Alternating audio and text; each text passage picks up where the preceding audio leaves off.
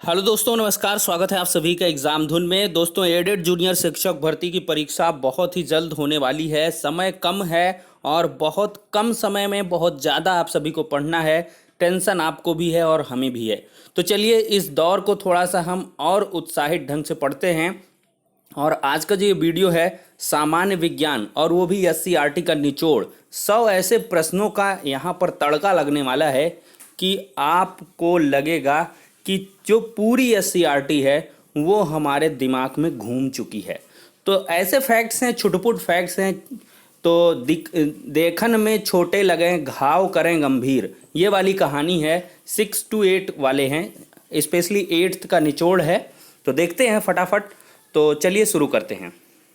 दोस्तों, अगर देखा जाए तो सूर्य और तारों पर ऊर्जा का स्रोत क्या है?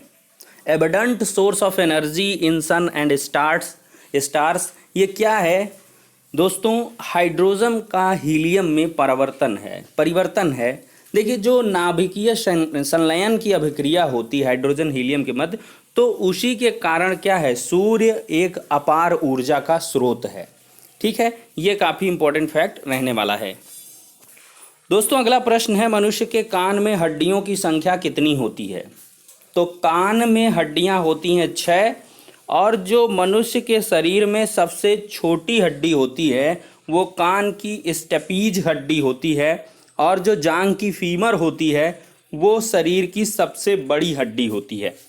दोस्तों, कम तापमान के मापन के लिए कौन सा यंत्र प्रयोग में लाया जाता है? तो अगर बहुत कम तापमान है तो उसके मापन के लिए आप क्रायोमीटर लाओगे। अगर बहुत अधिक तापमान है, हाई टेम्परेचर है, तो उसके लिए पायरोमीटर लाओगे। ठीक है। मनुष्य की सुनने की क्षमता क्या होती है? तो ये दोस्तों 20 हर्ट्ज से 20,000 हर्ट्ज के मध्य होती है। ठीक है। और जो 20,000 हर्ट्ज से अधिक की ध्वनियाँ होती हैं वो जो है चमगादड़ के द्वारा सुनी जा सकती हैं। इसी वजह से चमगादड़ को रात्रिचर कहा जाता है। तो अल्ट्रासोनिक, सुपरसोनिक और इंफ्रासोनिक, ये सभी वेव्स को हम डिस्कस करेंगे साउंड में। लेकिन आप एक बार रिमाइंड अवश्य कर लें कि अल्ट्रासोनिक, इंफ्रासोनिक और सुपरसोनिक, ये सभी जो हैं ध्वनियाँ, ये आपसे पूछी जाती हैं। तो नीचे जिनको मालूम है कमेंट कर दें, जिससे कि और लोग भी पढ़ सकेंगे कि पराश्रव, अपश्रव, ये श्रव्य तरंगे कौन कौन सी हैं, उनकी फ्रीक्वेंसी रेंज कितनी है। चलिए अगला क्वेश्चन लेते हैं। सौर ऊर्जा को विद्युत ऊर्जा में बदलने वाला सेल कौन सा है? तो सौर ऊर्जा को जो विद्युत ऊर्जा में बदलेगा वो फोटोवोल्टिक सेल है। अगला प्रश्न लेंगे, पृथ्वी के केंद्र पर गुरुत्व के कारण त्वरण का मान क्या होता है? 0 होता है। अगला प्रश्न है, चुंबकीय प्रेरण क्षेत्र एसआई मात्रक टेस्ला होता है या वेबर प्रति मीटर स्क्वायर होता है? पदार्थ का परमाणु सिद्धांत देने वाले वैज्ञानिक कौन थे? डाल्टन थे दोस्तों। और आयरन के नाभिक में 26 प्रोटॉन होते हैं, तो Fe2+ आयन में इलेक्ट्रॉन कितने होंगे? 24 होंगे। दोस्तों, किसी तत्व का परमाणु क्रमांक 17 है, द्रव्यमान संख्या 36 है, और उस परमाणु में न्यूट्रॉनों की संख्या कितनी होगी? तो जो परमाणु क्रमांक होता है वो प्रोटॉनों की संख्या के बराबर होता है, और जो द्रव्यमान संख्या होती है प्रोटॉन्स और न्यूट्रॉन्स का समअप होता है। मतलब किसी नाभिक में प्रोटॉन और न्यूट्रॉन के योगफल को क्या कहोगे? द्रव्यमान संख्या कहोगे। और किसी तत्व के परमाणु में जितने प्रोटॉन्स होते हैं वो उसकी परमाणु संख्या होती है या परमाणु क्रमांक होता है। तो ये परमाणु क्रमांक 17 है, तो नंबर ऑफ प्रोटॉन्स कितने हो गए? 17 हो गए। और यहाँ पर मास नंबर कितनी है? 36 है। मास नंबर इलेक्ट्रॉन और प्रोटॉन का समअप होता है, तो प्रोटॉन और न्यूट्रॉन का समअप होता है। तो प्रोटॉन और न्यूट्रॉन, तो प्रोटॉन 17 हो गए, न्यूट्रॉन हम x मान लिए इक्वल्स टू 36 हो गया, तो x का मान 36 - 17, इसका मतलब 19। ठीक है, ये क्लियर। अगला क्वेश्चन है, यदि पृथ्वी की त्रिज्या घटती है, उसका द्रव्यमान बढ़ता है, तो जो गुरुत्वीय त्वरण होगा उस पर क्या प्रभाव पड़ेगा? तो relation between small g and capital G equals to होता है, small g equals to capital G m1 m2 upon r square. तो दोस्तों अगर पृथ्वी की त्रिज्या घटेगी और उसका मास समान रहेगा, ये त्रिज्या घटेगी तो गुरुत्वीय त्वरण पर क्या प्रभाव पड़ेगा, वो बढ़ जाएगी। ठीक है, ये जितना डिनोमिनेटर घटता है उतना जो है ये न्यूमरेटर कितना है, बढ़ता जाएगा। तो स्मॉल जी गुरुत्वीय त्वरण का मान बढ़ जाएगा। इस फॉर्मूले को याद रखेंगे। दोस्तों कुछ साइंस के टर्म हैं, आर्ट वाले स्टूडेंट को प्रॉब्लम हो रही होगी तो सीधे फैक्ट्स को रट लें, बाकी छोड़ते चलें। दोस्तों रेडियो एक्टिवता का मापन यंत्र कौन सा होता है, गाइगर मूलर काउंटर होता है। इसको गाइगर मूलर गणित्र भी कहते हैं। रेडियो एक्टिवता का यह मापन करता है। जो रेडियो एक्टिवता की एसआई यूनिट है वो बेकरल है, सभी लोग जानते हैं। पृथ्वी की सतह से जो भू स्थिर उपग्रह होता है, जियो स्टेशनरी सैटेलाइट होता है, वो 36,000 किलोमीटर यानी कि 35,800 किलोमीटर की ऊंचाई पर स्थित होता है। दोस्तों जो वॉशिंग मशीन है या धावन यंत्र है उसका कार्य सिद्धांत क्या है, अपकेंद्रण है। अपकेंद्रण, इसको क्या कहते हैं, सेंट्रीफ्यूगल। तो अपकेंद्रण विधि के द्वारा जो मथनी से आप जो है क्रीम निकाल लेते हो, दूध को मथ करके क्रीम निकालने की पद्धति भी अपकेंद्रण के अंतर्गत आएगी। सेंट्रीफ्यूगल फोर्स के रिलेशन में ऐसी चीज़ें हुआ करती हैं। तो दोस्तों अगला प्रश्न है टॉर्क, जिसको आघूर्ण कहते हैं, बल आघूर्ण। तो टॉर्क की एसआई यूनिट है न्यूटन मीटर। ठीक है, फ्लोरोसेंट लैंप में चोक के उपयोग का मुख्य उद्देश्य क्या है। तो जो फ्लोरोसेंट लैंप होती है उसमें चोक का मेनली क्या रोल होता है, विद्युत धारा के प्रवाह को कम करना। ठीक है, अगला है विद्युत चालकता का मात्रक महो है, मुहो। ठीक है, विद्युत चालकता, इलेक्ट्रिक कंडक्टिविटी इसको कहते हैं। बैटरी का आविष्कार किसने किया था, बोल्टर ने किया था, काफ़ी इंपॉर्टेंट फैक्ट है। और परमाणु का जो आकार होता है वो दोस्तों यहाँ पर, तो ये दोस्तों 10⁻⁻10 मीटर या 10⁻⁻8 सेंटीमीटर के बराबर होता है। और रेडियो धर्मिता की जो इकाई है वो क्यूरी होती है, काफ़ी इंपॉर्टेंट है। रेडियो धर्मिता की इकाई क्या है, क्यूरी है। अगला क्वेश्चन लेते हैं, किसी तत्व के परमाणु क्रमांक समान हो परंतु परमाणु भार भिन्न भिन्न हो तो उन्हें क्या कहते हैं, समस्थानिक कहते हैं, आइसोटॉप्स कहते हैं।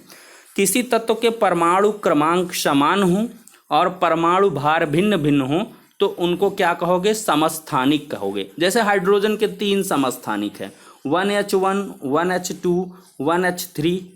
तो प्रोटियम, ड्यूटेरियम और ट्राइटियम ये 3 आइसोटोप्स होते हैं हाइड्रोजन के।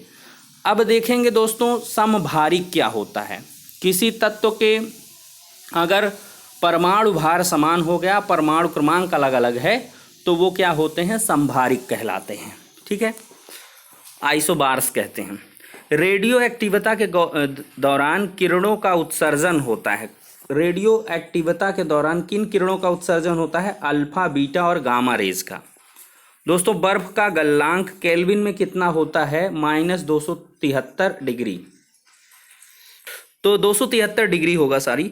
या अगला क्वेश्चन लेंगे, चिकित्सा का जनक कौन कहा जाता है। तो चिकित्सा के जनक हिप्पोक्रेटस माने जाते हैं। अगला प्रश्न है, चिकन पॉक्स सूक्ष्म जीवी से होता है। तो ये विषाणु से होता है चिकन पॉक्स। एक क्या है, ये जो है वायरस की डिसीज है, वायरस के कारण होता है। अल्जाइमर जो रोग है मानव शरीर के किस अंग को प्रभावित करता है। तो अल्जाइमर जो है ये मस्तिष्क को प्रभावित करता है। इसमें मानव की याददाश्त जो है वो चली जाती है।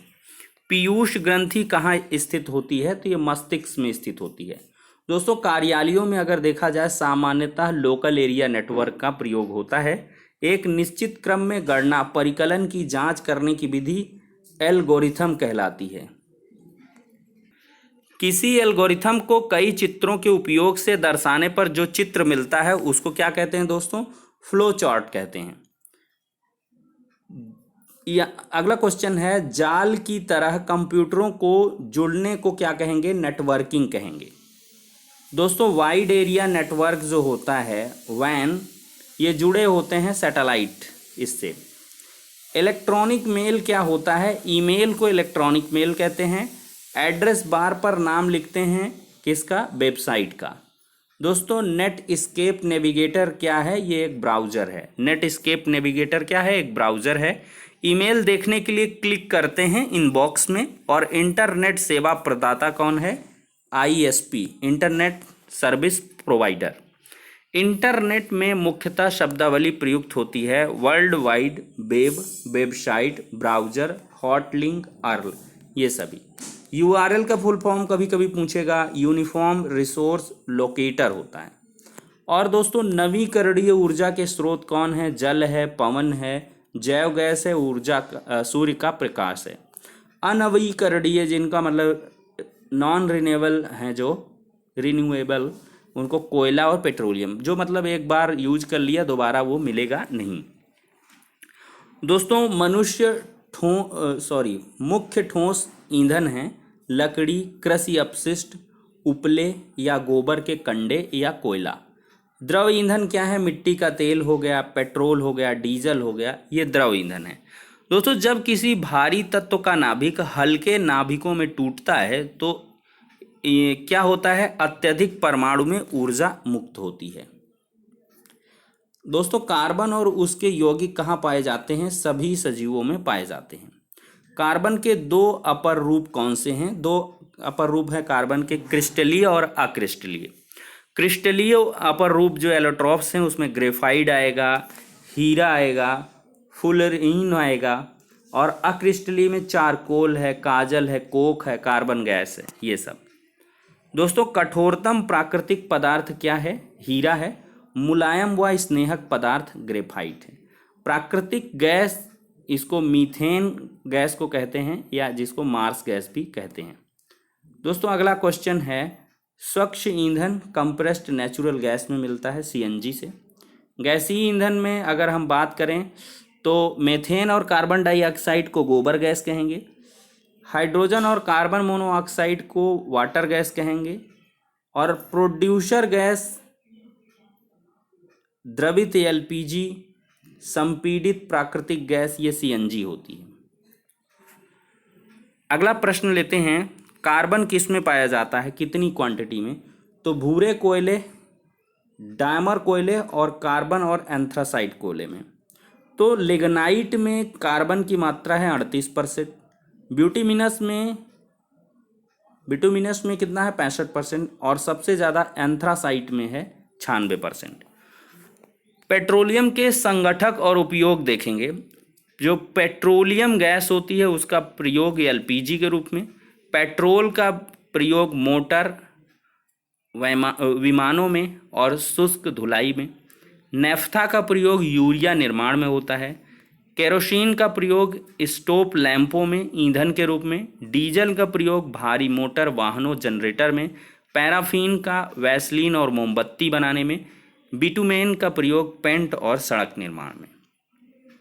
दोस्तों पेट्रोलियम के संगठक और क्वथनांक परास देखते हैं। जो पेट्रोलियम गैस है 20 से 40 डिग्री सेल्सियस पर, पेट्रोल 30 से 190 डिग्री सेल्सियस पर, नेफ्था आपका 120 से 180 डिग्री सेल्सियस पर, केरोसिन 180 से 260 डिग्री सेल्सियस पर, और डीजल 260 से 340 डिग्री सेल्सियस पर, और पैराफिन 340 से 400 डिग्री सेल्सियस के मध्य, और बिटुमेन बहुत अधिक पर। दोस्तों कालिख का प्रयोग बताएं तो प्रिंटर की स्याही, जूते की पॉलिश, रबर टायर आदि बनाने में की जाती है। अगला प्रश्न लेते हैं, पदार्थ जो लोहे या लोहे से बनी हुई वस्तुओं को अपनी ओर खींचते हैं उनको चुंबक कहते हैं। चुंबक को अलग नहीं किया जा सकता है, यानी कि दोनों ध्रुवों को अलग नहीं किया जा सकता है। चाहे जितना, जैसे ये राड चुंबक है, इसको काटते चले जाओ, जितना भी छोटा कर डालोगे इसके दो पोल्स हमेशा बने रहेंगे। जो स्मॉलेस्ट मान लिया बिंदु के रूप में भी इस तरह आपने बना दिया काट काट के, तब भी चुंबक के दो पोल्स रहेंगे, एक नॉर्थ पोल रहेगा, एक साउथ पोल, उत्तरी ध्रुव और दक्षिणी ध्रुव। तो चुंबक को इसी वजह से उनके ध्रुवों से अलग नहीं किया जा सकता है। दोस्तों चुंबक में जो आकर्षण होता है असमान ध्रुवों में होता है, नॉर्थ साउथ को अट्रैक्ट करेगा और साउथ नॉर्थ को। चुंबक में जो प्रतिकर्षण होगा वो समान ध्रुवों में होगा। इसी तरह आवेश में भी होता है, चार्ज में जो अपोजिट चार्ज होते हैं एक दूसरे को अट्रैक्ट करते हैं, और जो इक्वल चार्ज होते हैं, एक दूसरे को डिस्ट्रैक्ट करते हैं। दोस्तों कृत्रिम चुंबक की हम बात करें तो दंड चुंबक, नाल चुंबक, चुंबकीय सुई और चुंबकीय कंपास, ये सभी क्या हैं? आर्टिफिशियल मैग्नेट के उदाहरण हैं। चार विकल्प आपको दे देगा कि कौन इसमें से कृत्रिम चुंबक का उदाहरण है। तो दंड चुंबक, नाल चुंबक, चुंबकीय सुई और चुंबकीय कंपास, ये सब क्या हैं? आर्टिफिशियल मैग्नेट हैं। दोस्तों आवेश प्रवाह की दर को क्या कहते हैं? विद्युत धारा कहते हैं और इसका मात्रक एम्पियर होता है। आपने देखा होगा चुंबक है, विद्युत है, ऊष्मा है, ऊर्जा है, ये आपके सभी टॉपिक में है, सुपर टेट में भी है और एडेड जूनियर में भी है। अगला प्रश्न है, विद्युत धारा दो प्रकार की होती है, दिष्ट धारा और प्रत्यावर्ती धारा। विद्युत धारा कितने प्रकार की होती है? दो प्रकार की, दिष्ट धारा और प्रत्यावर्ती धारा। दोस्तों समय कम है, नहीं तो हम पूरी तरीके से टॉपिक को डिस्कस करते। दोस्तों सेल और जनित्र हैं, ये विद्युत धारा के स्रोत हैं। विद्युत विभवांतर का ये फॉर्मूला बिल्कुल रट लें, V = W/Q होता है। ठीक है, इसमें W देगा, Q देगा, V पूछेगा, V देगा, Q देगा, W पूछेगा, इस तरह से। प्रतिरोध का मात्रक ओम होता है। प्रतिरोध का मात्रक क्या होता है? ओम होता है। विद्युत विभवांतर का मात्रक वोल्ट या जूल या कूलाम्ब होता है। अगला प्रश्न है, परिपथ में विद्युत विभवांतर नापा जाता है वोल्ट मीटर से और परिपथ में विद्युत मापी जाती है अमीटर से। इसका संकेत ऐसा कुछ होता है। ठीक है, घरों में विद्युत उपकरणों की सुरक्षा के लिए उपयोग में लाया जाता है फ्यूज। कहेंगे फ्यूज उड़ गया। तो विद्युत धारा का किसी अम्ल या क्षार के घोल में प्रवाहित होने पर घोल का विघटित होना प्रभाव है विद्युत धारा का केमिकल इफेक्ट है। दोस्तों ये किसका प्रतीक है? ऐसे ये रेजिस्टेंस का है, प्रतिरोध का प्रतीक है। आंतरिक प्रतिरोध अधिक होता है प्राथमिक सेल में और पुनः आवेशित किया जाने वाला सेल कौन सा है? सेकेंडरी सेल है, द्वितीयक सेल। इसको पुनः दोबारा से हम आवेशित कर सकते हैं। दोस्तों प्रिज्म से गुजरने के पश्चात श्वेत प्रकाश अपने अवयवी रंगों में विभक्त होने को क्या कहते हैं? प्रकाश का विक्षेपण कहते हैं, स्कैटरिंग ऑफ लाइट कहते हैं। और प्रकाश 7 रंगों में विक्षेपित हो जाता है। जब प्रिज्म से श्वेत प्रकाश को गुजारोगे तो 7 रंगों में विभाजित होगा और इसी को विबग्योर कहते हैं। ठीक है, अगला प्रश्न है, उत्तल और अवतल लेंस को क्रमशः अभिसारी और अपसारी लेंस भी कहा जाता है। दिशा और परिमाण जिसमें हो वो बल है, जिसमें दिशा के साथ साथ परिमाण भी होगा वो सदिश राशियां होंगी। जिसमें केवल परिमाण होगा, दिशा नहीं होगी, वो अदिश राशियां होंगी। दोस्तों शारीरिक और मानसिक अक्षमताओं को क्या कहते हैं? दिव्यांगता कहते हैं। ये भी टॉपिक आपके साइंस में रखा गया है। पहला पैरा ओलंपिक खेलों का आयोजन कहाँ किया गया था? 1960 में रोम में किया गया था। विश्व दिव्यांग दिवस कब मनाया जाता है? 3 दिसंबर को विश्व दिव्यांग दिवस मनाते हैं। दोस्तों 45 से 50 वर्ष की आयु में माहवारी का रुक जाना क्या कहलाता है? रजोनिवृत्ति। मेंस्ट्रुएशन साइकिल जो होती है फीमेल्स में, रजोनिवृत्ति कहते उसको, मतलब अगर वो 45 से 50 के आयु में रुक जाती है माहवारी तो इसको रजोनिवृत्ति कहते हैं। अगला है 11-12 वर्ष की आयु में स्त्रियों में माहवारी का प्रारंभ होना रजोदर्शन कहलाता है। ठीक है दोस्तों, अगला प्रश्न है, परिवार कल्याण कार्यक्रम की प्रमुख योजनाएं कौन सी हैं? मिशन इंद्रधनुष है, जननी सुरक्षा योजना है, एम्बुलेंस सेवा है। पादप हार्मोन्स की हम बात करें तो ऑक्सिन है, जिब्रेलिन है, साइटोकाइनिन है, एब्सिसिक अम्ल है और एथिलीन है। ये पादप हार्मोन जो ऑक्सिन है, जिब्रेलिन है और साइटोकाइनिन है, ये काफ़ी पूछे जाते हैं। यही पूछेगा, ऑक्सिन, जिब्रेलिन और साइटोकाइनिन ये कैसे हार्मोन है? पादप हार्मोन है। दोस्तों प्रत्येक न्यूरॉन का मुख्य भाग क्या कहलाता है? सेंट्रोसोल कहलाता है, तंत्रिका काय कहलाता है। तंत्रिकांश दूसरी कोशिका के संपर्क में रहते हैं, डेंड्राइट। दोस्तों शरीर और अंगों का बाह्य स्तर बनाते हैं एपिथीलियम ऊतक। सबसे लंबी कोशिका होती है तंत्रिका कोशिका, 1 मीटर लंबी होती है।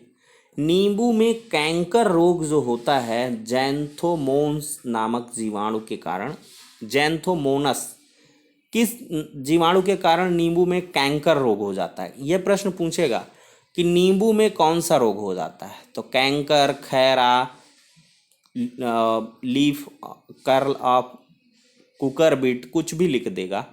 तो जो नींबू में कैंकर रोग होगा और किस जीवाणु के कारण? जैंथोमोनस जीवाणु के कारण। चिकनगुनिया कैसे होता है? टाइगर मच्छर एडीज एजिप्टी के काटने से ये विषाणु द्वारा होता है। लीफ ऑफ कर्ल ऑफ कुकुरबुट रोग होता है, ये लौकी में होता है, विषाणु जनित रोग है। खाद्य पदार्थों को विषाक्त कर देते हैं क्लोस्ट्रीडियम बोटिलिनम नामक जीवाणु। बहुत हार्ड नाम है, इनको देख लें और ऑप्शन में लगा के चले आएंगे। नाइट्रेट को नाइट्रोजन तथा अमोनिया में बदलने वाले सूक्ष्म जीव कौन से हैं? तो ये दोस्तों थायोबैसिलस डिनास्ट्रीफिकेंस हैं। खाद्य पदार्थों को सूक्ष्म जीवों से मुक्त करने की विधि क्या कहलाती है? स्टेरिलाइजेशन कहलाती है।